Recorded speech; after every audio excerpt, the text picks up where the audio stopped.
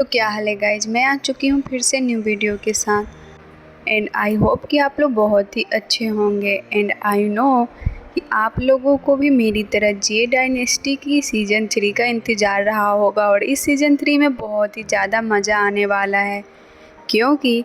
इसमें बहुत से मिस्टीरियस सॉल्व होने वाली है। तो बिना किसी देर के आज के इस एपिसोड को शुरू करते हैं। हमारे इस एपिसोड की शुरुआत में हमें उसी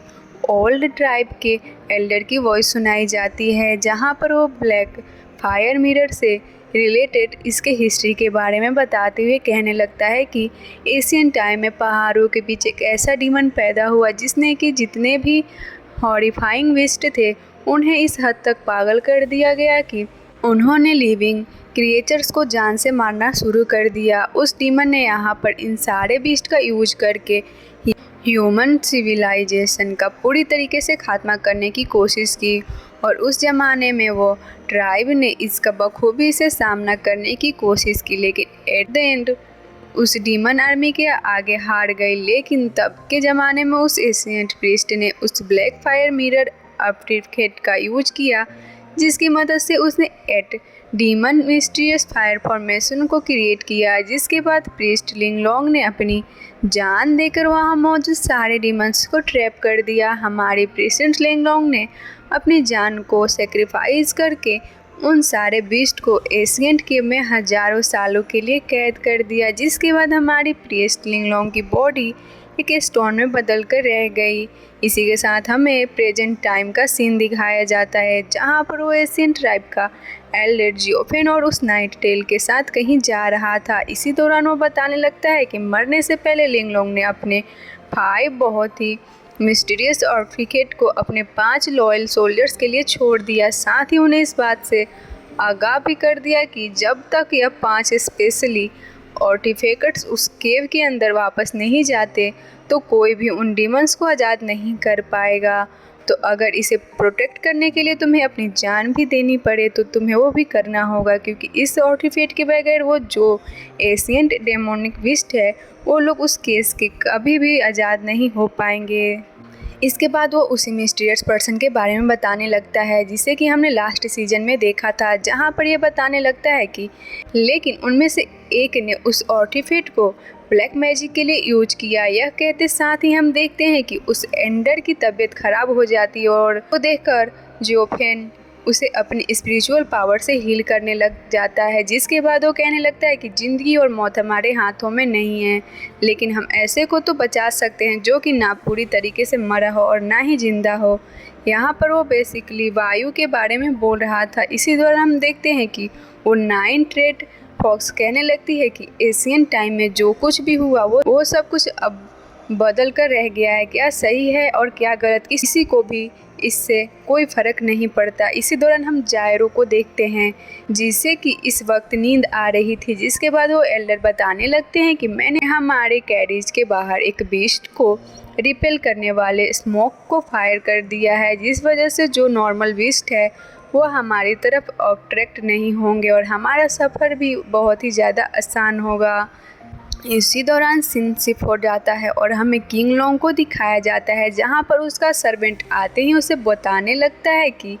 मुझे मास्टर जियोफेन से न्यूज़ मिली है और उनके अकॉर्डिंग वो एक ऐसे एडल को ला रहे हैं जो कि शायद मिस वायु को यहाँ पर रिवाइव कर सके। जो सुनते साथ ही हम देखते हैं कि वायु का फादर यानी कि किंग लोंग बहुत ही ज़्यादा खुश हो जाता है और वो उससे हैरानी के साथ पूछता है कि क्या तुम सच कह रहे हो। जिस पर उसका सर्वेंट हाँ में जवाब देता है, जिस वजह से वो उस सर्वेंट का ऑर्डर देता है कि तुम फिर हमारे ज़्यादा से ज़्यादा सैनिकों को उनके पीछे लगा दो। मैं नहीं चाहता कि उन्हें अपने रास्ते में कोई मुश्किल आए। साथ ही वो यह भी कहता है कि उस ग्रेट प्रीस्ट का यहाँ पर वेलकम करने के लिए सारी तैयारियाँ शुरू कर दो। जिसके साथ ही वो अपनी बेटी यानी कि वायु को याद करते साथ कहने लगते हैं कि मेरी बच्ची उस थोड़ा इंतज़ार। और इसी दौरान सीन शिफ्ट होता है और हमें एक बर्फीले वादी का सीन दिखाया जाता है, जहाँ पर कि रोजी खड़ी होती है, जहाँ पर एक मॉन्ग आते साथ ही उससे इन्फॉर्मेशन देते हुए कहने लगता है कि हमें जिन ट्राइब लोगों से कुछ इन्फॉर्मेशन मिली है और उनके अकॉर्डिंग उस दिन जब 2 ट्राइब आपस में फाइट कर रहे थे, तो यहाँ पर जियाफेन ने उस गांव वालों को बचाने के लिए बहुत से लोगों के खिलाफ अपनी तलवार उठाई। इसके साथ ही रोजी भी शौक हो जाती है और फिर वो कहने लगती है कि उसने उस दिन तो जो कुछ भी किया वो उसके कंट्रोल में नहीं था, लेकिन इससे फ़र्क नहीं पड़ता कि तुम्हारा कंट्रोल था या नहीं, लेकिन तुम्हें हर उस चीज़ की जिम्मेदारी लेनी होगी जो कुछ भी तुम्हारे हाथ से हुआ है। के बाद वह जियाफेन के बारे में सोचते हुए कहने लगती है कि तुम कभी नहीं बदलोगे, तुम हमेशा से ही सेम जियाफेन ही रहे हो। इसी दौरान सीन शिफ्ट होता है और हमें उसी बीच ट्राइब के उस मिस्टीरियस पर्सन को दिखाया जाता है जिसने कि मास्क पहना हुआ था। अब जहाँ पर हम देखते हैं कि यन भी यहाँ पर छुपते छुपाते आ चुकी थी। तभी वो मास्क मैन कहने लगता है कि अच्छा, तो तुम फाइनली मुझसे मिलने के लिए यहाँ पर आ गई। जो सुनते साथ ही यन को लगता है कि शायद इस आदमी ने उसे डिटेक्ट कर लिया, लेकिन तभी हम देखते हैं कि यहाँ पर वो यायो नाम का एक पावरफुल बंदा आ जाता है, जो कि आते आते ही कहने लगता है कि बाकी सारी बातें बाद में, फ़िलहाल के लिए मैं तुम्हें यहाँ पर वापस ले जाने के लिए आया हूँ। जिस पर वो मास्क मैन मना कर देता है और कहता है कि जिस रास्ते में चल चुका हूँ वहाँ से वापस आने का कोई रास्ता नहीं। जो सुनकर वो उस पर अटैक कर देता है, लेकिन तभी हम देखते हैं कि वो उस अटैक से बच जाता है और फिर बीच ट्राइब का वो पर्सन कहने लगता है कि माफ़ करना, लेकिन हमारे जो एंसेस्टर हैं उन्होंने जो काम अधूरा छोड़ दिया था, मुझे वो काम पूरा करना होगा। ये कहते साथ ही हम देखते हैं कि वो वहाँ पर अपने एक बीस्ट पर बैठकर दूर चला जाता है, जिसे देखकर वो यहाँ उसे गद्दार कहते हुए चिल्लाना शुरू कर देता है। इसी के साथ सीन शिफ्ट होता है और हमें जियाफेन और उसके कैरेज का सीन दिखाया जाता है, जहाँ पर ये लोग बहुत ही शांति से अपना सफ़र तय कर रहे थे कि तभी हम देखते हैं कि अचानक से धरती कांपना शुरू कर देती है और हमें देखते हैं कि चारों तरफ से जंगल के सारे जंगली जानवर इनकी तरफ अटैक कर देते हैं, जिसकी कैरेज भी अनस्टेबल हो जाती है। और फिर हम देखते हैं कि कुछ बिस्टो सामने से आकर भी अटैक कर देते हैं, जो देखकर वो ओल्ड मैन कहने लगता है कि आखिर जंगल के इतने सारे जंगली जानवरों को क्या हो गया है। जो देखकर जियाफेन इमीडिएटली वहाँ पर एक सील को एक्टिवेट कर देता है, जिससे जितने भी यहाँ पर वाइल्ड बीस्ट हैं वो इन सभी से दूर हो जाए। लेकिन हम देखते हैं कि ये जानवर फिर भी नहीं रोकता और उन पर अटैक करना शुरू कर देता है। जो देखते साथ ही जियाफेन अपनी उसी वेपन को लेकर कैरेज की छत पर आ जाता है और फिर वह चारों दिशाओं की तरफ देखते हुए कहने लगता है कि चाहे जो हो जाए, मुझे इस गोल्डमैन को हर हाल में प्रोटेक्ट करना होगा, क्योंकि यह मेरी लास्ट होप है। इसी दौरान हम 3 वाइल्ड बीस्ट को देखते हैं जिनके अंदर की डेमोनिक एनर्जी भर भर के होती है और फिर वो तीनों आपस में फ्यूज होकर एक जॉइंट से बीस्ट का फिगर ले लेते हैं, जिसे फील करते साथ ही हम देखते हैं कि वाइल्ड विज़र्ड कहने लगता है कि मुझे यहाँ पर इन बीस्ट से काफ़ी ज़्यादा डेमोनिक और फील हो रही है, जिसका मतलब यह है कि इन डिमंस को कोई यहाँ पर आज़ाद कर रहा है। इसी दौरान हम जियाफेन को देखते हैं, जहाँ पर जैसे ही वो जॉइंट बीस्ट उस पर अटैक करने वाला होता है, हम देखते हैं कि वो उसके दोनों जबड़े आपस में पकड़ लेते हैं और फिर पकड़ते साथ ही वो उसी 2 टुकड़े में तोड़ देता है और फिर उसी बीस्ट को वहीं पर जान से मार देता है। इसी दौरान सीन शिफ्ट होता है और हमें एक लड़के को दिखाया जाता है जिसके पीछे बहुत से बीस्ट बर्ड्स पड़े हुए थे, कि तभी हम देखते हैं कि वहाँ पर एक मॉन्ग आकर उसे बचा लेता है। इसी दौरान वहाँ पर रोजी भी आ जाती है और वो आते साथ ही उन बीस्ट बर्ड से फाइट करना शुरू कर देती है, जो देखकर वो बीस्ट बर्ड भी उन पर फायर अटैक करती है, लेकिन रोजी भी अपने शॉर्ट स्किल से उन्हें बहुत ही अच्छी टक्कर दे रही थी। इसी के साथ नेक्स्ट सीन में हम देखते हैं कि वो अपने बॉर्डर फ्रीजिंग टेक्निक का यूज करते साथ ही एक बीस्ट बर्ड को वहाँ पर नॉकआउट कर देती है, जिसके साथ ही जो दूसरा बीस्ट बर्ड होता है वो उसके साथ बहुत ही क्लोज फाइट करती है, लेकिन वो बीस्ट बर्ड फिर भी हार नहीं मानता। इसी दौरान हम उसी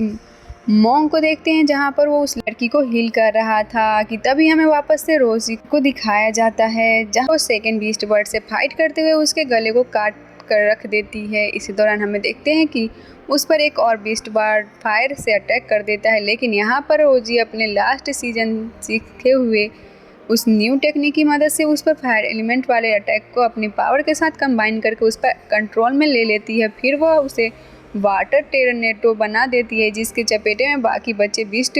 आकर पूरी तरीके से फ्रीज हो जाते हैं और फिर वो उस फ्रीज हुए टोर्नेडो को पूरी तरीके से डिस्ट्रॉय कर देती है। इसी दौरान सीन शिफ्ट होता है और वापस से जियाफेन को दिखाया जाता है, जहाँ पर एक के बाद एक काफ़ी बीस्ट अब अटैक करना शुरू कर देते हैं, जिन्हें हैंडल करते हुए यहाँ पर जिया फेंग कहने लगता है कि मुझे हर हाल में उस एल्डर विजार्ड को हमारे माउंटेन पर से लाना ही होगा। ये कहते साथ ही हम देखते हैं कि वो सारे बीस्ट से फाइट करना शुरू कर देता है। इसी दौरान वो पीछे से काफी मॉन्स्टर को रोकने की कोशिश करता है, लेकिन किनिया लोग फिर से उस कैरेज के बहुत ही ज्यादा क्लोज पहुंच जाते हैं। इसी दौरान हम देखते हैं कि हवा से एक और बीस्ट आ जाता है, जो कि पूरे तरीके से एक जॉइंट से बीस्ट का बस क्लेजियन था, और फिर वो आते साथ ही अपने टेंटिकल्स भी निकाल लेता है और उस कैरेज पर अटैक करना शुरू कर देता है। लेकिन हम देखते हैं कि इससे पहले कि वो उस कैरेज को चलाने वाले बंदे पर अटैक करे, यहाँ पर जियाफन उसे अपनी पावर की मदद से रोक लेता है, जहाँ पर हम देखते हैं कि वो अपनी डेमोनिक एनर्जी से वहाँ पर पड़े 2 बड़े बड़े जॉइंट हैंड से उसे रोक लेता है, और फिर वो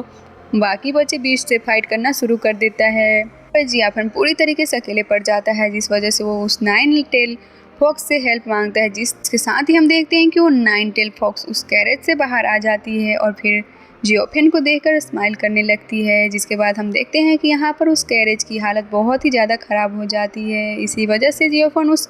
एल्डर विजार्ड को अपने कंधे पर उठाकर वहाँ से जाने लगता है।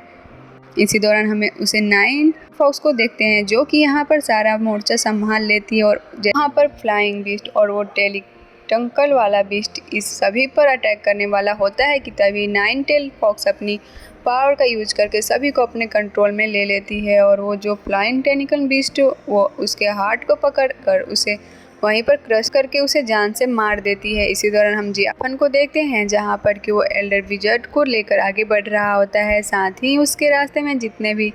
बीस्ट आते हैं उन्हें भी काटता हुआ चला जाता है। लेकिन तभी जैसे वो अपनी नज़र ऊपर की तरफ दौड़ाता है, हमें दिखाया जाता है कि वहाँ पर बहुत से तादाद में बीस्ट इनकी तरफ ही आगे बढ़ रहे होते हैं, जो देखकर जियोफेन इमीडिएटली उस एल्डर विजार्ड को अपने कंधे से उतार लेता है और फिर एक फॉर्मेशन में उसे कैद करते हुए कहने लगता है कि सीनियर, मैं आपका साथ इतना रूड बिहेव कर रहा हूँ, इसके लिए मुझे माफ़ कीजिएगा। और फिर वो उस एल्डर को वहाँ पर उस फॉर्मेशन में कैद करते साथ ही हवा में उसकी बॉडी को उछाल देता है, जिसके बाद हम देखते हैं कि वो अपनी उसी स्टिक से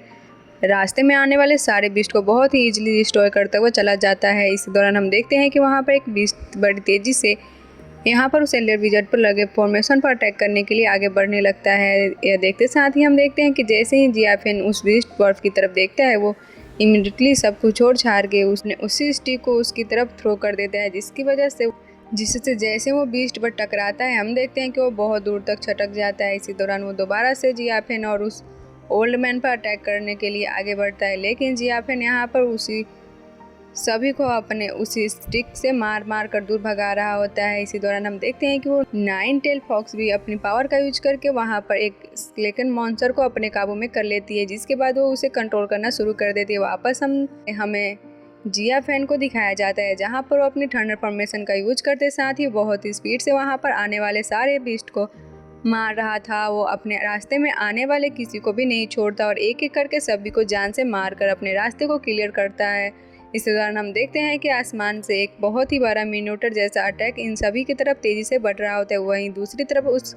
स्केलेटन बीस्ट को भी देखते हैं, जो कि अब फुल्ली उस 9 टेल फॉक्स के कंट्रोल में आ चुका था। इवन कि उसकी आई कलर भी चेंज हो जाता है, और फिर हम देखते हैं कि उस मॉनिटर को देखकर वो बीस्ट भी थोड़ी देर के लिए हैरान हो जाता है। वहीं दूसरी तरफ हम जियाफेन को देखते हैं और वो अपनी डेमोनिक पावर का यूज करते साथ ही उस स्टिक को पूरी तरीके से जमीन के अंदर गाड़ देता है, और फिर अपनी डेमोनिक पावर का यूज करते वह उसके अंदर से सारी एनर्जी को रिलीज करना शुरू कर देता है। इसी दौरान बाकी मौजूद बीस्ट भी उसकी तरफ अगलों की तरह दौड़ते हुए आ रहे थे, लेकिन तभी हम देखते हैं कि उसका वो डेमोनिक स्टिक एक्टिवेट होते साथ ही वहाँ पर बुलिस्ट अपनी पावर की मदद से जमीन को फाड़ते हुए बहुत ही शार्प ऑब्जेक्टिव्स को बाहर निकालने लगता है, जिससे हम देखते हैं कि वहाँ पर जितने भी वाइल्ड और डेमोनिक बीस्ट थे वो एक ही झटके में मारे जाते हैं। इसी दौरान हमें दिखाया जाता है कि जैसे वो मोटर जैसी चीज़ इन लोगों की तरफ तेजी से आगे बढ़ रही होती है और वहाँ के उठ कर गिर रहे होते हैं, तो जैसे देखते हैं कि जियान सीधा हवा में जंप करता है और जंप करते साथ ही एक के बाद एक चट्टान पैर रखते हुए उस ओल्ड मैन तक पहुंच जाता है, जिसके बाद वो उसे जमीन में गिराने से पहले ही कैच कर लेता है और फिर तेजी से उस जगह से बाहर निकल जाता है। इसी दौरान उसकी नज़र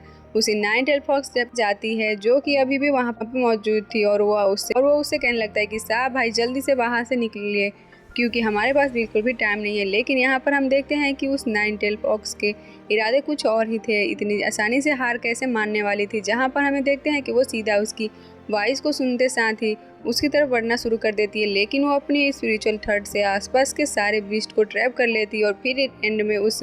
फ्लोइंग स्केलेटन बीस्ट को भी अपने कंट्रोल में कर लेती है। साथ ही साथ उसे भी उन स्ट्रिंग्स में ट्रैप कर लेती है, जिसके बाद वो सारी स्ट्रिंग को पुल करते हुए तेज़ी से नीचे की तरफ बढ़ रही होती है और फिर उस फ्लाइंग स्केलेटन की बीस्ट से थोड़ा दूर जाते साथ ही हम देखते हैं कि वो अपने दोनों हाथ से सारे स्ट्रिंग को पुल करना शुरू कर देती है, जिससे वो फ्लाइंग स्केलेटन बीस्ट भी छटपटाना शुरू कर देता है। हमें दिखाया जाता है कि उस फ्लाइंग बीस्ट के हर एक बॉडी पार्ट में 9 टेल यानी कि सियाओबाई ने अपनी स्ट्रिंग को घुसा रखा था और बस एक सिंगल पुल से ही हम देखते हैं कि वो उस जॉइंट स्केलेटेड बीस्ट को जमीन में धाराशाही कर देती है। इसी दौरान उसकी नज़र भी ऊपर की तरफ जाती है, जहां पर उसने चोर जैसी चीज़ को अपनी तरफ बढ़ता हुआ देखकर यहाँ पर सौबाई भी वहां से तेज़ी से निकलना शुरू कर देती है और अपने रास्ते में आने वाले हर एक छोटे बड़े ऑब्जेक्ट से बहुत ही स्मूथली डच करते हुए उस वैली के बाहर आ जाती है, जहाँ पर हम देखते हैं कि जियोफेन भी उन्हें क्लोजली ऑब्जर्व कर रहा था। इसी दौरान हम देखते हैं कि जियोफेन का वो स्टिक भी उसके पास वापस आ जाता है, जिसके साथ ही हम देखते हैं कि इन दोनों ने ही मिलकर इस पूरी वैली को डिस्ट्रॉय कर दिया था। साथ ही साथ वहाँ पर उसके नीचे सारे मॉन्स्टर भी दबकर मारे जाते हैं। इसी के साथ सीन शिफ्ट होता है, हमें रात का सीन दिखाया जाता है, जहाँ पर हम एक केव को देखते हैं जिसके अंदर की वो मक और वो लड़का बैठा हुआ होता है, जहाँ पर उस लड़के की सारी बातें सुनने के बाद वो मोंग उससे हैरानी के साथ पूछने लगता है कि तुम्हारे अकॉर्डिंग तुम यह कहना चाहते हो कि असल में जिन बीस्ट आज हमने सामना किया वो पहले एक आम जीव जंतु हुआ करते थे, है ना। जिस पर वो बंदा उसे हाँ में जवाब देता है कि तभी यहाँ पर रोजी भी आ जाती है और वो भी इनकी सारी बातें सुन रही होती है, जिसके बाद वो उस मोंग से कहती है कि कितना ज़्यादा आश्चर्यजनक है कि साधारण से दिखने वाले जीव जंतु एक ही रात में इस हद तक ट्रांसफॉर्म हो गए और मुझे डर है कि अगर 10,000 ग्रेट माउंटेन के सारे जीव जंतु इनके जैसे डोमिनिक ऑरा की चपेट में आने की वजह से इस हद तक ट्रांसफॉर्म हो गए हो तो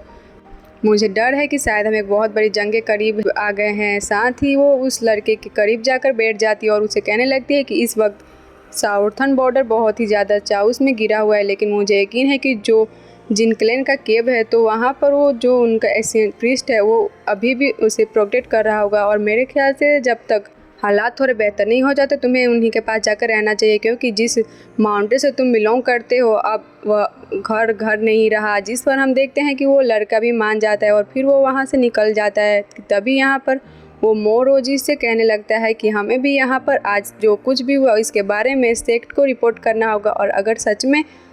10,000 ग्रेट माउंटेन्स में कुछ हुआ है तो हमें इसके लिए जल्द से जल्द प्रिपेयर होना होगा, क्योंकि हमने पहले ही अपने बहुत से साथियों को जंग के दौरान खो दिया है। जिस पर रोजी भी हमें जवाब देती है और फिर वो लोग वहाँ मौजूद उस आग को बुझाकर अपने सफ़र की शुरुआत कर देते हैं। इसी दौरान सीन शिफ्ट होता है और हमें द ग्रेट